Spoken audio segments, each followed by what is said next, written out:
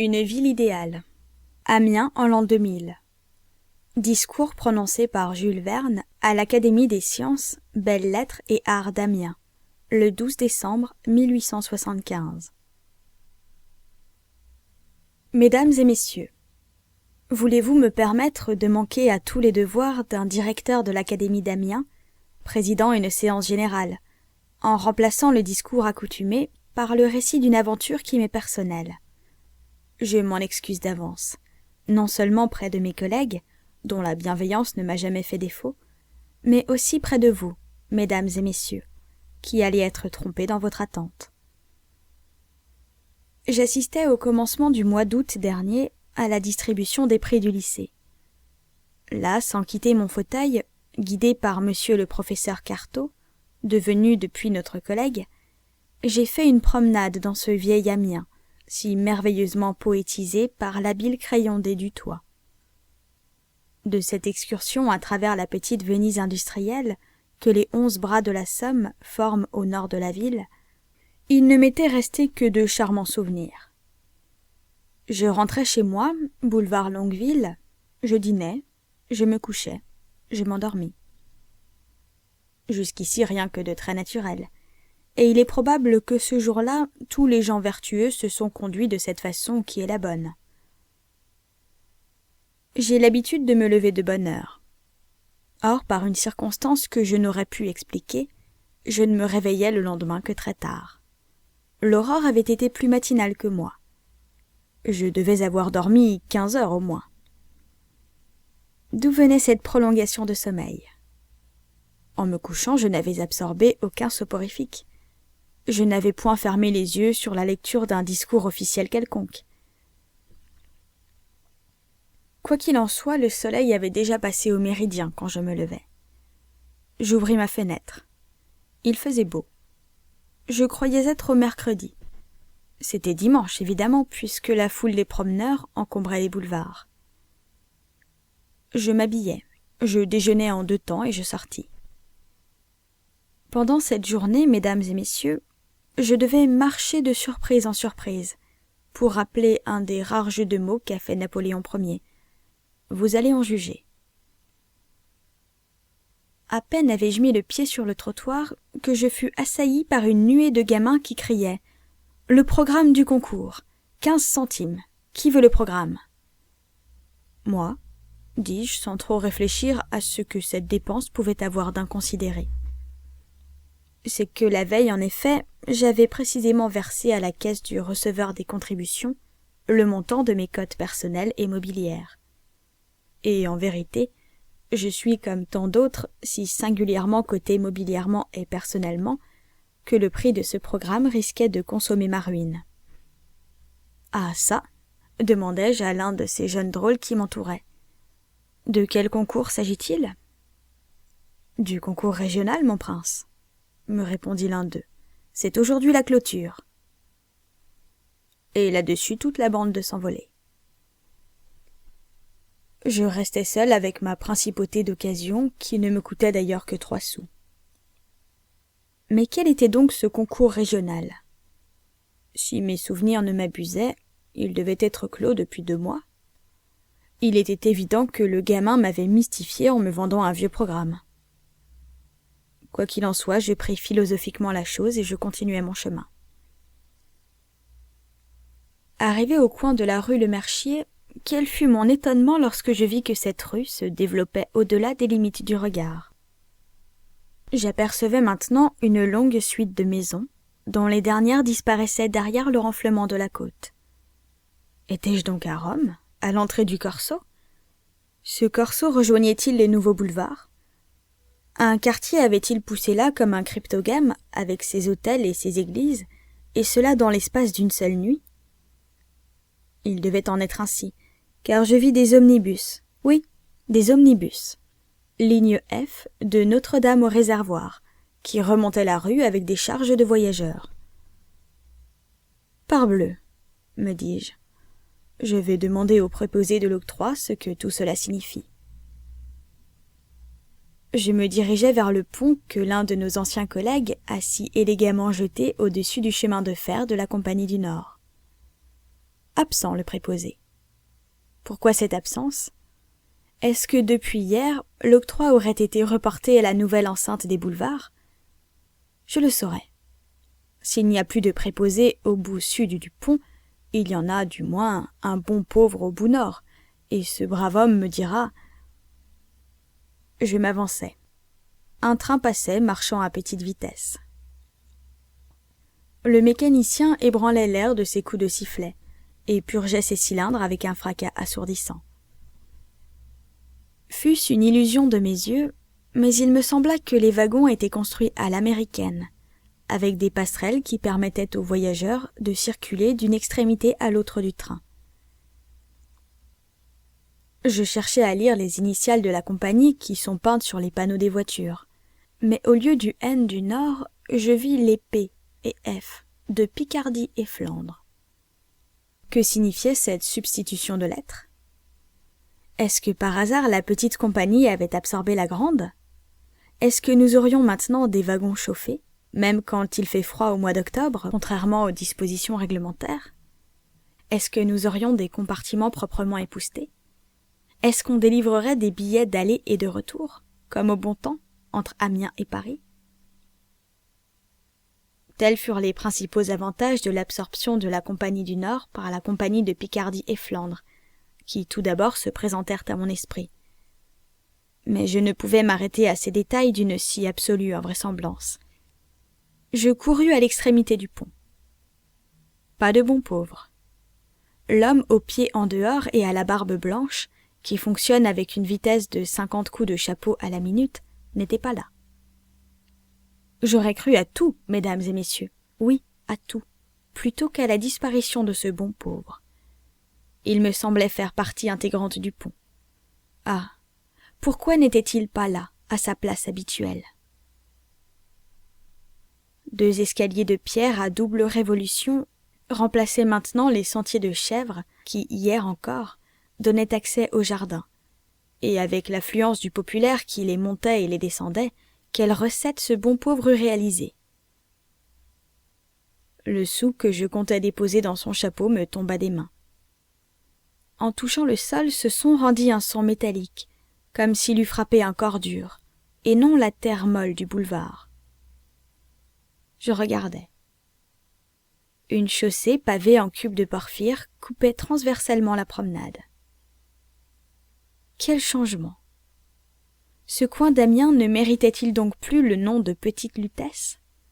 Comment? On y pourrait passer les jours de pluie sans s'embourber jusqu'au mollet? On n'y pataugerait plus dans cette boue argileuse, si détestée des indigènes d'Henryville? Oui, ce fut avec volupté que je frappais du pied ce pavé municipal, me demandant, mesdames et messieurs, si grâce à quelque révolution nouvelle, les maires étaient nommés depuis hier par le ministre des Travaux publics. Et ce n'était pas tout. Les boulevards ce jour-là avaient été arrosés à une heure judicieusement choisie, ni trop tôt, ni trop tard, ce qui ne permettait ni à la poussière de se faire, ni à l'eau de se répandre, au moment où affluaient les promeneurs. Et les contre-allées, bitumées comme celles des Champs-Élysées de Paris, présentaient un sol agréable aux pieds. Il y avait de doubles bancs à dossier entre chaque arbre. Et ces bancs n'étaient pas contaminés par le sans-façon des enfants et le sans-gêne des nourrices. Et de 10 pas en 10 pas, des candélabres de bronze portaient leurs élégantes lanternes jusque dans le feuillage des tilleuls et des marronniers. « Seigneur, m'écriai-je, si ces belles promenades sont maintenant aussi bien éclairées qu'elles sont bien entretenues, si quelque étoile de première grandeur brille à la place de ces lumignons jaunâtres du gaz d'autrefois, tout est pour le mieux dans la meilleure des villes possibles. » L'affluence était énorme sur les boulevards. De magnifiques équipages, les uns menés à la Daumont, les autres à grande guide, roulaient sur la chaussée. J'eus quelque peine à passer. Mais chose bizarre, je ne reconnaissais plus personne parmi ces magistrats, ces négociants, ces avocats, ces médecins, ces notaires, ces rentiers, que j'avais le plaisir de rencontrer les jours de musique. Personne parmi ces officiers qui n'étaient plus ceux du 72e, mais ceux du 324e, coiffées d'un shako de nouveau modèle. Personne parmi ces belles dames si nonchalamment assises sur des fauteuils à lames élastiques. Et au fait, quelles étaient donc ces merveilleuses qui se pavanaient dans les contre-allées, devançant par les fantaisies de leur toilette les dernières modes que j'eusse vues à Paris? Quelles poufs en fleurs artificielles, qui ressemblaient à des bouquets, déposés un peu bas peut-être, au-dessous de la taille? Quelles longues traînes, montées sur de petites roulettes de métal, qui murmuraient délicieusement sur le sable? Quels chapeaux, avec lianes enchevêtrées, plantes arborescentes, oiseaux des tropiques, serpents et jaguars en miniature, et dont une forêt du Brésil n'eût donné qu'une idée imparfaite.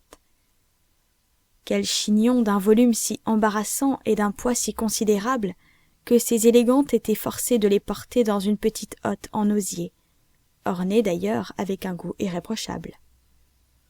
Enfin quelle polonaise, dont les combinaisons de plis, de rubans et de dentelles m'eussent semblé moins faciles à reconstituer que la Pologne elle-même. Je restais là immobile. Tout ce monde passait devant moi comme un cortège de féerie. J'observais qu'il n'y avait plus ni jeunes gens au-dessus de 18 ans, ni jeunes filles au-dessus de 16. Rien que des couples mariés, se donnant amoureusement le bras, et un fourmillement d'enfants, comme il ne s'en est peut-être jamais vu, depuis que les populations se multiplient suivant la loi du Très-Haut. « Seigneur, m'écriai-je encore, si les enfants consolent de tout, Amiens est à coup sûr la ville des consolations. » Soudain, des accords étranges se font entendre. Les clairons sonnaient. Je me dirigeais vers l'estrade vermoulue qui, depuis un temps immémorial, tremble sous le pied des chefs de musique. À la place de ladite estrade s'élevait un élégant pavillon, couronné d'une légère véranda, du plus charmant aspect. Au bas du pavillon se développaient de larges terrasses, dont le dégagement se faisait à la fois sur le boulevard et sur les jardins en contrebas. Le sous-sol était occupé par un magnifique café d'un luxe ultramoderne. Je me frottais les yeux, me demandant si le projet Ferragus était enfin réalisé à l'extrême joie de ce brave artiste, et s'il l'avait été dans le court espace d'une nuit, sous l'influence d'une baguette magique. Mais je n'en étais plus à chercher l'explication de faits absolument inexplicables, qui sont du domaine de la fantaisie. La musique du 324e jouait un morceau, qui n'avait rien d'humain, mais rien de céleste non plus. Là tout était changé aussi. Aucune coupe musicale dans les phrases, aucune carrure, plus de mélodie, plus de mesure, plus d'harmonie. Du filandreux sur de l'incommensurable, eût dit Victor Hugo. Du Wagner quintessensé, de l'algèbre sonore, le triomphe des dissonances, un effet semblable à celui des instruments qui s'accordent dans un orchestre avant qu'on ne frappe les 3 coups. Autour de moi, les promeneurs, arrêtés par groupes, applaudissaient comme je n'avais jamais vu applaudir qu'à des exercices de gymnaste. « Mais c'est la musique de l'avenir !» m'écriai-je malgré moi. « Suis-je donc en dehors du présent ?» C'était à le croire, car m'approchant de la pancarte qui contenait la nomenclature des morceaux, je lus ce titre renversant. Numéro 1. Rêverie en la mineur sur le carré de l'hypoténuse. Je commençais à m'inquiéter de moi-même. Étais-je fou? Si je ne l'étais, n'allais-je pas le devenir? Je m'enfuis, les oreilles en sang. Il me fallait de l'air, de l'espace, le désert et son silence absolu. La place Longueville n'était pas loin. J'avais hâte de me retrouver sur ce petit Sahara. J'y courus. C'était une oasis. De grands arbres y répandaient une ombre fraîche. Des tapis de verdure s'y déroulaient sous les massifs de fleurs. Un joli ruisseau murmurait à travers toute cette végétation. La naïade altérée des anciens jours ruisselait d'une eau limpide. Sans des trop-pleins habilement ménagés, le bassin eût certainement débordé et inondé la ville. Ce n'était point de l'eau de féerie, du verre filé ou de la gaze peinte. Non, c'était bien la combinaison chimique de l'hydrogène et de l'oxygène, une eau fraîche et potable, dans laquelle fourmillaient des milliers de petits poissons, qui hier encore n'auraient pu y vivre même 1 heure. Je trempai mes lèvres dans cette eau, qui jusqu'alors s'était refusée à toute analyse, et elle eût été sucrée. Mesdames et messieurs, que dans l'état d'exaltation où j'étais, j'aurais trouvé cela tout naturel. Je regardai une dernière fois l'humide naïade, comme on regarde un phénomène, et je dirigeai mes pas vers la rue des Rats-Buissons, me demandant si cette rue existait encore. En tout cas, à gauche se dressait un vaste monument de forme hexagonale, avec une superbe entrée. C'était à la fois un cirque et une salle de concert, assez grande pour permettre à l'Orphéon, à la Société Philharmonique, à l'Harmonie, à l'Union Chorale, à l'Harmonie de la Neuville, à la Lyre Amicale, à la fanfare du Faubourg de Beauvais et à la fanfare municipale des sapeurs-pompiers volontaires d'y fusionner leurs accords. Dans cette salle, on l'entendait de reste, une foule immense applaudissait à la faire crouler. En dehors s'étendait une longue queue, à travers laquelle se propageait l'enthousiasme de l'intérieur. À la porte s'étalaient des affiches gigantesques avec ce nom en lettres colossales. Pianowski, pianiste de l'empereur des îles Sandwich. Je ne connaissais ni cet empereur ni son virtuose ordinaire. Et quand Pianowski est-il arrivé ? Demandai-je à un dilettante, reconnaissable à l'extraordinaire développement de ses oreilles. « Il n'est pas arrivé, » me répondit cet indigène qui me regarda d'un air assez surpris. « Alors quand viendra-t-il ?»« Il ne viendra pas, » répliqua le dilettante, et cette fois il avait parfaitement l'air de me dire « Mais d'où venez-vous donc ?»« Mais s'il ne vient pas, dis-je, quand donnera-t-il son concert ?»« Il le donne en ce moment. »« Ici ?»« Oui, ici, à Amiens, en même temps qu'à Londres, à Vienne, à Rome, à Pétersbourg et à Pékin. »« Ah ça, pensai-je, tous ces gens-là sont fous. Est-ce que par hasard on aurait laissé fuir les pensionnaires de l'établissement de Clermont ? » « Monsieur, repris-je. »« Mais monsieur, me répondit le dilettante, en haussant les épaules, lisez donc l'affiche. Vous ne voyez pas que ce concert est un concert électrique ? » Je lus l'affiche.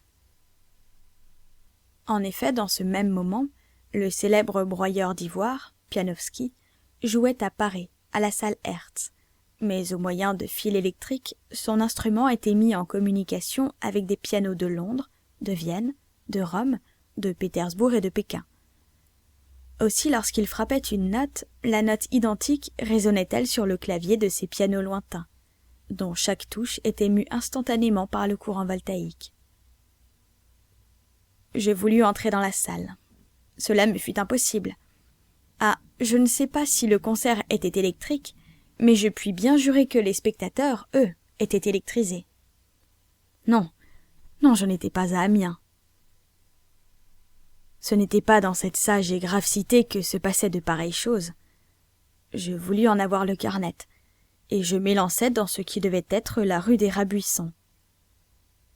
La bibliothèque était-elle là ? Oui.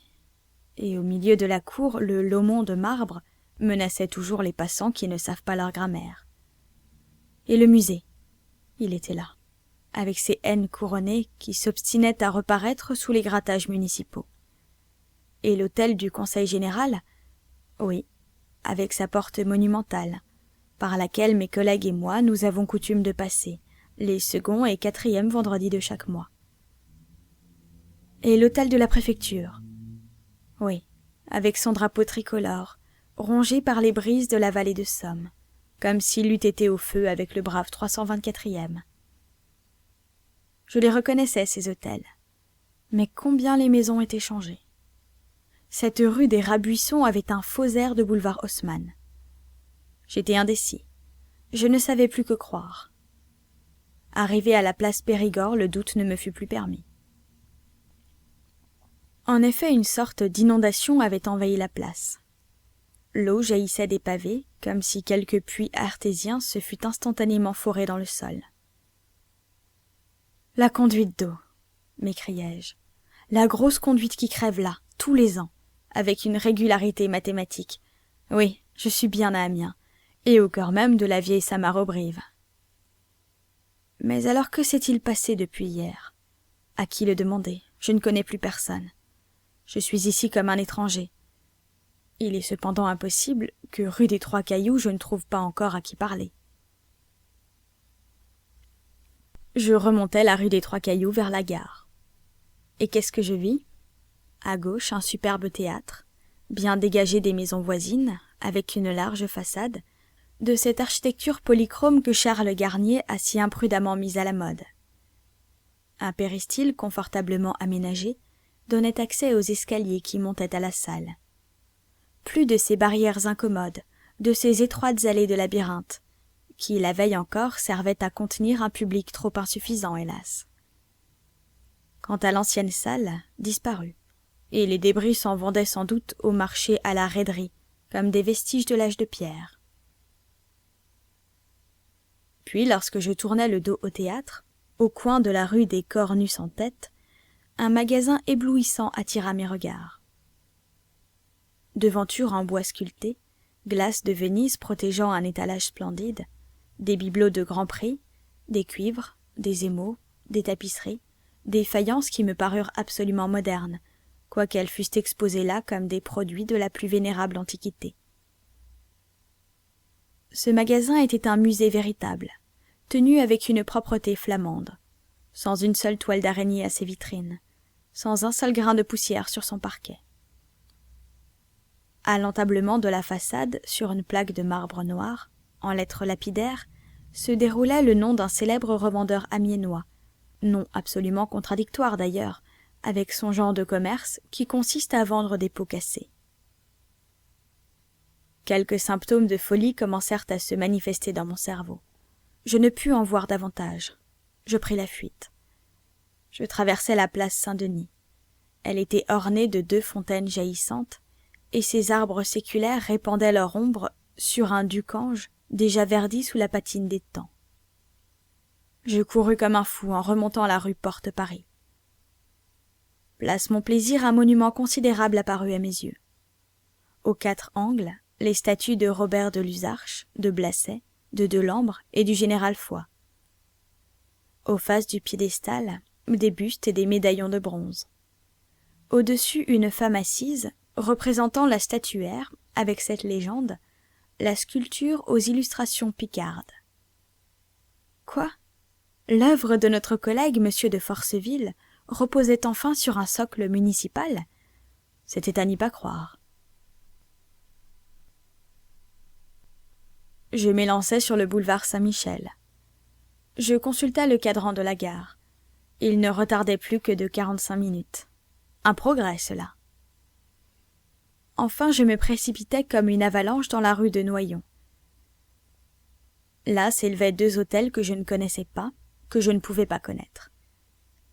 D'un côté, j'aperçus l'hôtel de la Société industrielle, avec ses bâtiments déjà vieux, rejetant par une haute cheminée les vapeurs qui faisaient mouvoir, sans doute, les admirables métiers, compositeur d'Édouard Gand, rêve enfin réalisé de notre savant collègue.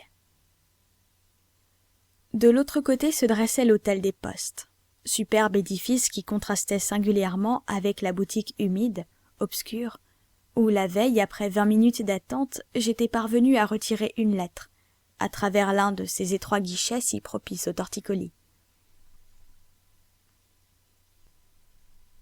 Ce fut un dernier coup porté à ma pauvre cervelle. Je me sauvai par la rue Saint-Denis. Je passai devant le palais de justice. Chose incroyable, il était entièrement achevé, mais la cour d'appel fonctionnait toujours dans les combles. J'arrivai sur la place Saint-Michel. Pierre l'ermite était encore là, nous appelant à quelques croisades nouvelles. Je jetai un regard oblique sur la cathédrale. Le clocheton de l'aile droite était réparé, et la croix de l'immense flèche, autrefois courbée sous les rafales de l'ouest, se redressait avec la rectitude d'un paratonnerre. Je me précipitai sur la place du Parvis. Ce n'était plus un étroit cul-de-sac, avec de hideuses masures, mais une place large, profonde, régulière, bordée de belles maisons, et qui permettait de mettre à son point le superbe spécimen de l'art gothique au XIIIe siècle. Je me pinçai jusqu'au sang. Un cri de douleur s'échappa de mes lèvres, qui me prouva que j'étais bien éveillée. Je cherchai mon portefeuille. Je vérifiai le nom que portaient mes cartes de visite. C'était bien le mien. J'étais bien moi-même, et non pas un monsieur qui serait arrivé en ligne droite d'Honolulu pour tomber en pleine capitale de la Picardie. « Voyons, me dis-je, il ne faut pas perdre la tête. Ou Amiens a été radicalement modifié depuis hier, et c'est inadmissible, ou je ne suis plus à Amiens. Allons donc, et la conduite crevée de la place Périgord. D'ailleurs, la Somme n'est qu'à 2 pas, et je vais... La Somme. Mais on viendrait me dire qu'elle se jette maintenant dans la Méditerranée ou dans la mer Noire, que je n'aurais pas le droit de m'étonner. » En ce moment, je sentis une main se poser sur mon épaule. Mon premier sentiment fut que j'étais repris par mes gardiens. Non. À l'impression de cette main, je reconnus que c'était celle d'un ami. Je me retournai. « Eh, bonjour, cher client !» me dit d'une voix affectueuse un gros monsieur, figure ronde et réjouie, tout habillé de blanc, et que je n'avais jamais vu. « Décidément, monsieur, à qui ai-je l'honneur de parler ?» demandai-je, résolu à en finir. « Comment vous ne reconnaissez pas votre médecin ?»« Mon médecin est le docteur Le Noël, répondis-je, et je... »« Le Noël !» s'écria l'homme en blanc. « Ah ça, cher client, est-ce que vous êtes fou ?»« Si je ne le suis pas, monsieur, c'est vous qui l'êtes, répondis-je. Ainsi choisissez. » J'étais bien honnête puisque je lui laissais le choix. Mon interlocuteur me regarda attentivement. « fit-il, et sa joyeuse face se rembrunit. « Je ne vous trouve pas très bonne mine. Ah, mais pas de ça, pas de ça. J'ai le même intérêt que vous à ce que vous vous portiez bien. Ce n'est plus maintenant comme au temps du docteur Le Noël et de ses savants contemporains, Alexandre, Richer, Pelevé, Faucon. D'estimables médecins à coup sûr, mais depuis lors nous avons progressé. »« Ah, fis-je, vous avez progressé. Vous guérissez donc vos malades. »« Des malades ? Est-ce que nous avons des malades depuis que les coutumes chinoises ont été adoptées en France ? C'est ici comme si vous étiez en Chine. »« En Chine, cela ne m'étonne pas. »« Oui, nos clients ne nous paient d'honoraires que pendant qu'ils sont bien portants. Ne le sont-ils plus, la caisse est fermée. Aussi n'avons-nous pas d'intérêt à ce qu'ils tombent jamais malades. Donc, plus d'épidémies ou presque pas. Partout des santés florissantes que nous entretenons avec un soin pieux, comme un fermier qui tient sa ferme en bon état. Des maladies. Mais avec ce nouveau système, cela ruinerait les médecins, et au contraire, ils font tous fortune. « Est-ce qu'il en est de même pour les avocats ?» demandai-je en souriant. « Oh non, vous comprenez bien qu'il n'y aurait plus jamais de procès, tandis que, quoi qu'on fasse, il y a bien encore quelques petites maladies, surtout chez les gens avares qui veulent économiser nos honoraires. Voyons, cher client, qu'est-ce que vous avez ? Je n'ai rien. Vous me reconnaissez maintenant ? Oui, répondis-je pour ne pas contrarier ce singulier docteur, qui d'ailleurs pouvait bien avoir raison contre moi. Je ne vous laisserai pas languir, s'écria-t-il, car vous me ruineriez. Voyons votre langue. Je lui montrai ma langue, et vraiment je devais avoir une mine assez piteuse. Fit-il après l'avoir examinée à la loupe. Langue chargée. Votre pouls ? Je lui livrai mon pouls avec résignation.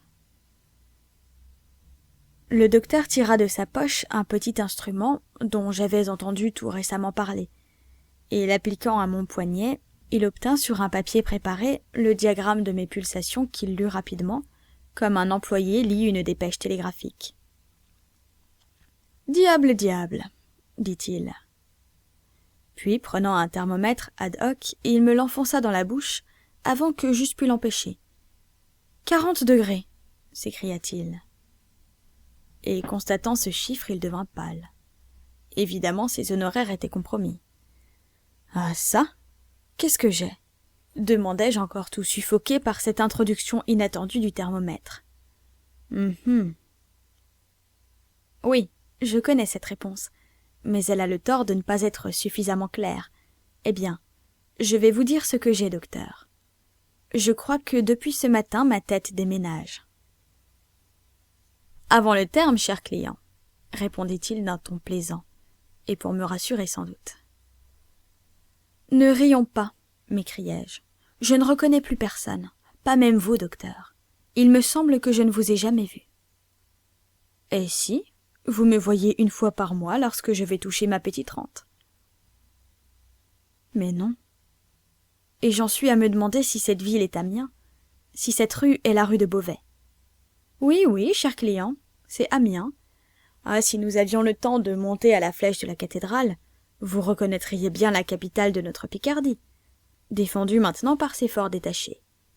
Vous reconnaîtriez ces charmantes vallées de la Somme, de l'Avre, de la Selle, ombragées par ces beaux arbres, qui ne rapportent plus que 5 sous par an, mais qu'une édilité généreuse nous a conservés intacts. Vous reconnaîtriez ces boulevards extérieurs qui franchissent la rivière, sur 2 ponts magnifiques, et lui font une ceinture verdoyante. Vous reconnaîtriez la ville industrielle qui s'est si rapidement développée sur la rive droite de la Somme, depuis que la citadelle a été démolie. Vous reconnaîtriez cette large voie de communication qui s'appelle rue Tournecoiffe. Vous reconnaîtriez... Mais après tout, cher client, je ne veux pas vous contrarier. Et s'il vous fait plaisir que nous soyons à Carpentras? Je vis bien que l'excellent homme tenait à ne pas me contredire trop ouvertement, et en effet, il faut ménager les fous. Docteur, dis-je, écoutez-moi. Je serai bien docile à vos prescriptions. Je ne veux pas vous voler mon argent, mais laissez-moi vous faire une question. Parlez, cher client. C'est bien aujourd'hui dimanche. Le premier dimanche du mois d'août. De quelle année? Commencement de folie caractérisé par la perte de la mémoire, murmura-t-il. Que ce sera long. De quelle année? Dis-je en insistant. De l'année... Mais au moment où mon docteur allait répondre, il fut interrompu par des cris retentissants. Je me retournai. Une troupe de badauds entourait un homme, âgé de 60 ans environ, dont l'aspect était bizarre. Cet individu marchait d'un air effaré et semblait être mal équilibré sur ses jambes. On eût dit qu'il lui manquait la moitié de lui-même. « Quel est cet homme ?» demandai-je à mon docteur qui m'avait pris le bras en disant à part lui. « Il faut le distraire, ou sa monomanie fera des progrès tels que... » « Je vous demande quel est ce personnage, et pourquoi la foule l'accompagne de ses quolibets. »« Ce personnage, répondit mon docteur. Comment vous me demandez qui il est? Mais c'est l'unique et dernier célibataire qui reste dans tout le département de la Somme. Le dernier? Sans doute. Aussi vous entendez comme on le hue. Il est donc défendu d'être célibataire au présent, m'écriai-je. À peu près, depuis l'impôt qui a été mis sur le célibat. C'est un impôt progressif. Plus on vieillit, plus on paie. Et comme d'autre part, moins on trouve d'occasion d'entrer en ménage, cela vous ruine un homme en peu de temps. Le malheureux que vous voyez là y aura mangé sa belle fortune. Il avait donc une insurmontable répulsion sur le beau sexe. Non, c'est le beau sexe qui a montré une répulsion insurmontable pour lui. Il a manqué 326 mariages. Mais enfin, il y a encore des jeunes filles à marier, je suppose. Très peu, très peu. Sitôt mariables, sitôt mariées. Et des veuves? Ah, des veuves. On ne leur laisse pas même le temps de mûrir. Dès que les 10 mois sont écoulés, en route pour la mairie. À l'heure qu'il est, je suis sûre qu'il n'y a pas 25 veuves disponibles en France. Mais les veufs? Ah, ceux-là, ils ont fait leur temps. Et ils sont libérés du service obligatoire, et n'ont plus rien à craindre des agents du fisc. Je m'explique alors pourquoi les boulevards regorgent de couples, jeunes ou vieux, enrégimentés sous le manteau du mariage. Qui a été le drapeau de la revanche, cher client? Répliqua mon docteur. Je ne pus retenir un éclat de rire. Venez, venez, me dit-il en me saisissant le bras. Un instant. Docteur, nous sommes bien à Amiens, n'est-ce pas? Voilà que ça le reprend, murmura-t-il. Je réitérai ma question. Oui, oui, à Amiens. En quelle année? Je vous l'ai déjà dit. Un triple sifflet retentit qui lui coupa la parole, et fut suivi d'un violent coup de cornet à bouquin. Une énorme voiture arrivait du fond de la rue de Beauvais. « Rangez-vous, rangez-vous !» me cria mon docteur en me poussant de côté. Et il me sembla qu'il ajoutait entre ses dents « Il ne manquerait plus qu'il ne fît casser une jambe. Je finirais par en être de ma poche. » C'était une voiture de tramway. Je n'avais pas encore remarqué que des rails en acier sillonnaient les rues de la ville. Et, faut-il l'avouer, je trouvais cette nouveauté toute naturelle, bien qu'hier il ne fût pas plus question de tramway que d'omnibus. Mon docteur fit un signe au conducteur de l'immense véhicule, et nous prîmes place sur la plateforme, déjà encombrée de voyageurs. « Où me conduisez-vous » lui demandai-je parfaitement résigné d'ailleurs à me laisser faire. « Au concours régional. »« À la Haute-Oie ?»« À la Haute-Oie. Ainsi nous sommes à Amiens. »« Oui, » répondit mon docteur en jetant sur moi des regards suppliants. « Et quelle est la population actuelle de la ville depuis l'impôt sur le célibat ? 450 000 habitants. Et nous sommes en l'an de grâce ? En l'an de grâce, un second coup de cornet à bouquin m'empêcha encore une fois d'entendre la réponse qui m'intéressait ainsi au point. La voiture avait tourné la rue du lycée et se dirigeait vers le boulevard Cornuau. En passant devant le collège, dont la chapelle avait déjà l'aspect d'un vieux monument, je fus vivement frappé du nombre des élèves qui sortaient pour leur promenade dominicale. Je ne pus m'empêcher de manifester un certain étonnement. « Oui, ils sont 4000, » me répondit le docteur. « C'est tout un régiment. »« 4000 » m'écriai-je. « Hein ? Dans ce régiment-là, doit-il se commettre de barbarisme et de solécisme ?»« Mes chers clients, » répondit mon docteur, « rappelez donc vos souvenirs. Il y a 100 ans au moins qu'on ne fait plus ni latin ni grec dans les lycées. L'instruction y est purement scientifique, commerciale et industrielle. Est-ce possible? Oui, et vous savez bien ce qui est arrivé à ce malheureux élève qui a eu la malchance de remporter le dernier prix de vers latin. Non, répondis-je d'une voix ferme. Non, je ne le sais pas. Eh bien, lorsqu'il apparut sur l'estrade, on lui a jeté des gradus à la tête, et dans son trouble, monsieur le préfet l'a presque mordu en l'embrassant. Et depuis lors, on n'a plus fait de vers latin dans les collèges? Pas même la moitié d'un hexamètre. Mais la prose latine a-t-elle donc été proscrite du coup?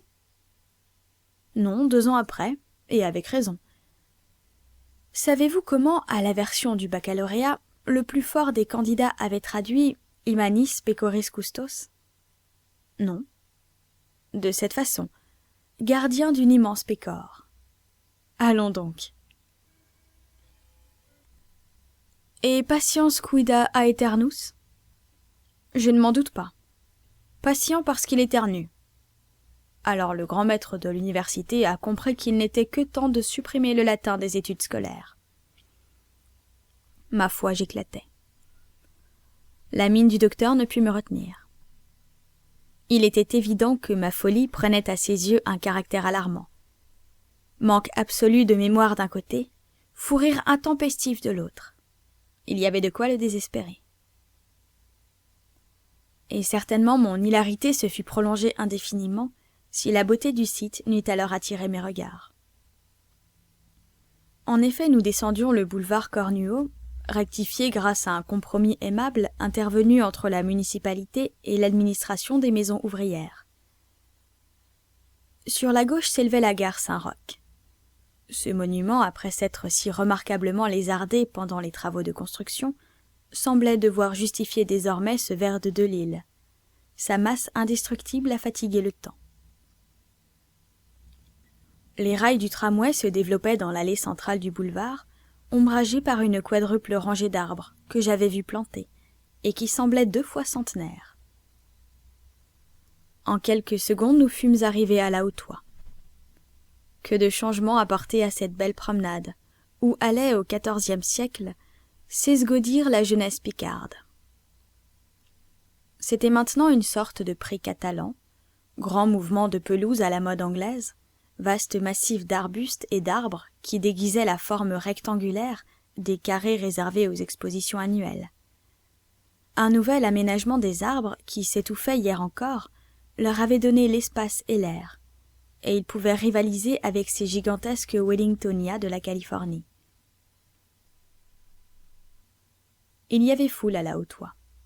Le programme ne s'était pas trompé. Là, le concours régional du nord de la France étalait la longue succession de ses étables, ses baraques, ses tentes, ses kiosques de tout modèle et de toutes couleurs. Mais la clôture de cette fête agricole et industrielle allait se faire ce jour même. Avant 1 heure, les lauréats, bipèdes ou quadrupèdes, devaient être couronnés. Ces concours ne me déplaisaient pas. Il s'en dégage pour les oreilles et les yeux un utile enseignement. Le fracas strident des machines qui fonctionnent, les hennissements de la vapeur, le bêlement plaintif des moutons parqués dans leur enclos, le caquetage assourdissant des basses-cours, les beuglements de ces grands bœufs qui réclament leur prime, les discours des autorités, dont les pompeuses périodes débordent de l'estrade, les applaudissements jetés par la main des lauréats, le doux bruit des baisers que les lèvres officielles déposent sur les fronts couronnés, les commandements militaires qui retentissent sous les grands arbres, enfin ce vague murmure qui sort de la foule, tout cela forme un concert bizarre, mais dont j'apprécie vivement le charme. Mon docteur me poussa à travers le tourniquet. L'heure approchait à laquelle le discours de monsieur le délégué du ministre allait se produire, et je ne voulais pas perdre un mot de cette harangue, qui devait être si nouvelle par le fond et la forme, pour peu qu'elle eût suivi le courant du progrès. Je passai donc rapidement au milieu du vaste quadrilatère réservé aux machines. Mon docteur acheta à un haut prix quelques bouteilles d'un précieux liquide qui avait la propriété de désinfecter l'eau de Lubin. Quant à moi, je me laissai tenter par quelques boîtes d'une pâte phosphorée qui détruisait si radicalement les souris qu'elle les remplaçait par des chats. Puis j'entendis des pianos complexes, qui reproduisaient harmoniquement toutes les sonorités d'un orchestre d'opéra. Non loin, des concasseurs broyaient des graines avec un bruit de tonnerre. Des moissonneuses Albaret et compagnie rasaient des champs de blé, comme un barbier fait d'une joue barbue. Des marteaux pilons, à ressort atmosphérique, frappaient des coups de 3 millions de kilos. Des pompes centrifugeuses manœuvraient de manière à absorber, en quelques coups de piston, la selle tout entière, et me rappelaient le joli vers des Gésip Moreau sur la Voulzie. Un géant altéré la boirait d'une haleine. Puis, de tous côtés, c'étaient des machines de provenance américaine, portées aux dernières limites du progrès. À l'une, on présentait un porc vivant, et il en ressortait 2 jambons. L'un d'York, l'autre de Westphalie. À l'autre, on offrait un lapin frétillant encore, et elle rendait un chapeau de soie avec coiffe sudorifuge. Celle-ci absorbait de vulgaires toisons et rejetait un habillement complet en drap d'elbeuf. Celle-là dévorait un veau de 3 ans et le reproduisait sous la forme d'une blanquette fumante et d'une paire de bottines fraîchement cirées, etc. Mais je ne pouvais m'arrêter à contempler les merveilles du génie humain. C'est moi maintenant qui entraînais mon docteur. J'étais enivré. J'arrivais près de l'estrade qui fléchissait déjà sous le poids de personnages importants. On venait de primer les hommes gras, ainsi que cela se fait en Amérique dans tous les concours un peu sérieux. Le lauréat était tellement digne du prix qu'il avait fallu l'emporter avec une grue. Au concours des hommes gras avait succédé celui des femmes maigres, et la lauréate, en descendant de l'estrade, les yeux pudiquement baissés, répétait cet axiome de l'un de nos plus spirituels philosophes. On aime les femmes grasses, mais ce sont les femmes maigres qu'on adore. C'était le tour des bébés. Il y en avait plusieurs centaines, parmi lesquels on prima le plus lourd, le plus jeune, et peut-être celui qui criait le plus fort. Du reste, tous mouraient évidemment de soif, et ils demandaient à boire à leur façon qui n'a rien de bien agréable.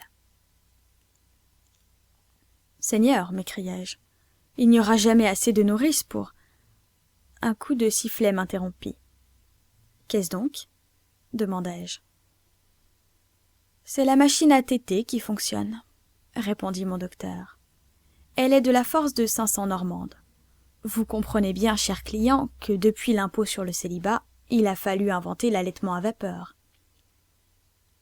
Les 300 bébés avaient disparu. À leurs cris assourdissants succéda un religieux silence. Le délégué du ministre allait clore le concours régional par un discours. Il s'avança sur le bord de l'estrade. Il commença à parler. Ma stupéfaction, qui avait toujours été en croissant jusqu'ici, dépassa alors les bornes de l'impossible. Oui, tout était changé en ce monde. Tout avait suivi la voie du progrès. Idées, mœurs, industrie, commerce, agriculture, tout s'était modifié. Seule la première phrase du discours de monsieur le délégué était restée ce qu'elle était jadis, ce qu'elle sera invariablement en début de toute harangue officielle. « Messieurs, dit-il, c'est toujours avec un nouveau plaisir que je me retrouve. » Là-dessus, je fis un mouvement brusque, et il me sembla que mes yeux s'ouvraient dans l'obscurité. J'étendis les mains, je renversai ma table et ma lampe, sans le vouloir. Le bruit me réveilla. Il faisait nuit. Tout cela n'était qu'un rêve. Quelques savants bien informés affirment que les songes, même ceux qui nous paraissent se prolonger pendant toute une longue nuit, ne durent en réalité que quelques secondes. Puisse vous sembler telle, mesdames et messieurs, cette promenade idéale que, sous une forme trop fantaisiste peut-être, je viens de faire en rêve dans la ville d'Amiens, en l'an 2000.